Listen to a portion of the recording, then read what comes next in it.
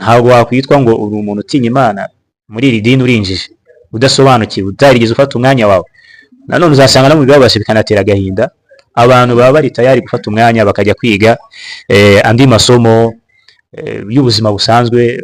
Ntabwo ari bibi, ni byiza nabyo, ariko ibyo byakabaye byigwa bishingiye ku bumenyi, kubera yuko ubumenyi bw'idini nibwo bumenyi n'ubu bufite idini ryawe rizatungana, n'ubu utabufite idini ryawe rizangirika, kandi nta kintu kizarokora abantu cyarenza kuba cyaba ari idini.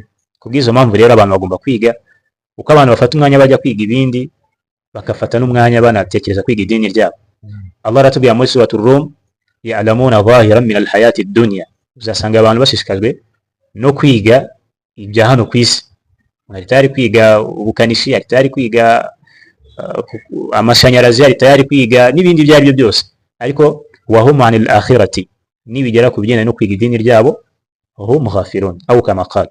Usange abantu baratakaye, barazindaye, bararangaye, ariko nibigera mu yandi masomo ugasanga abantu bafite ama degrees atandukanye, ariko mu idini ugasanga degrees ni hafi ya nazo, yani umuntu nta na level afite mu bumenyi bw'idini. Rero nta gushidikanya yuko ibi byaba ari igihombo no kutamenya ma huwa al-aham, no kutamenya igikenewe kurenza ibindi.